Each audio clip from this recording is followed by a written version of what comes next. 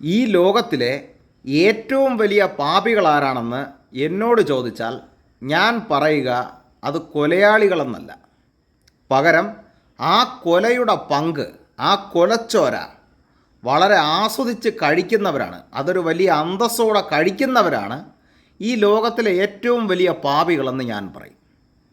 അപ്പോൾ ആ കണക്കിൽ ഈ ലോകത്തിലെ ഏറ്റവും വലിയ പാപമേറിയ ജനത ഏതാണെന്ന് എന്നോട് ചോദിച്ചാൽ ഞാൻ പറയുക അമേരിക്കയിൽ പോയി വലിയ ഉദ്യോഗങ്ങളൊക്കെ ഭരിച്ച് എൻ്റെ മകൻ സ്റ്റേറ്റ്സിലാണ്, അല്ലെങ്കിൽ ഞാൻ അമേരിക്കയിലാണ്, ഞാൻ സ്റ്റേറ്റ്സിലാണെന്ന് കരുതി വലിയ അന്തസ്സോടെ അമേരിക്കയിൽ ജീവിക്കുന്നവരാണ് ഈ ലോകത്തിലെ ഏറ്റവും വലിയ പാപികൾ.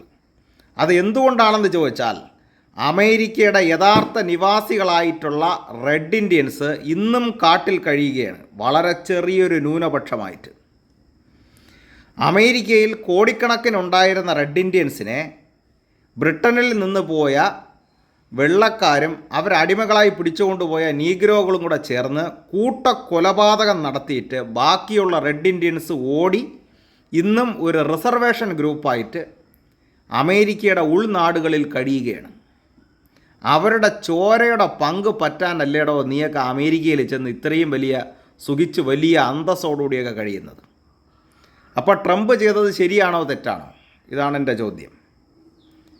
അവരുടെ ചോരയുടെ പങ്ക്, ആ കൊല്ലപ്പെട്ട ദുരിതമനുഭവിച്ച റെഡ് ഇന്ത്യൻസിൻ്റെ ചോരയുടെ പങ്ക് പറ്റിയിട്ട് അതിനെ ഒരു വലിയ ക്രെഡിറ്റാക്കി ഞാൻ അമേരിക്കയിലാണ്, അല്ലെങ്കിൽ എൻ്റെ മക്കൾ അമേരിക്കയിലാണ്, സ്റ്റേറ്റ്സിലാണെന്നൊക്കെ വലിയ അന്തസ്സോടെ മിഥ്യാഭിമാനത്തോടെ പറയുന്ന നിനക്കൊക്കെ എത്ര ഉളുപ്പുണ്ടടാ?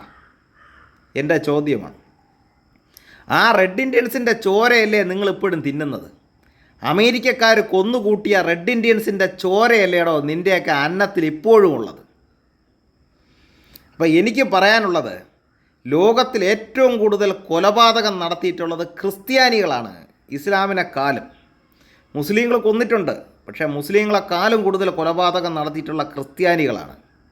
ഇങ്ങനെ ബ്രിട്ടനിൽ നിന്ന് പോയ വെള്ളക്കാരായ ക്രിസ്ത്യാനികൾ കൊന്നുകൂട്ടിയ റെഡ് ഇന്ത്യൻസിൻ്റെ ചോരയിൽ പടുത്തുണ്ടാക്കിയ രാജ്യമാണ് അമേരിക്ക.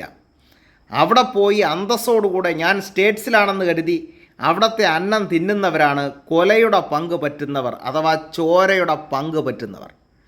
ഇത്രയും നിന്ദ്യമായിട്ടാണ് എനിക്ക് ആ രാജ്യത്തെക്കുറിച്ച് പറയുവാനുള്ളത്.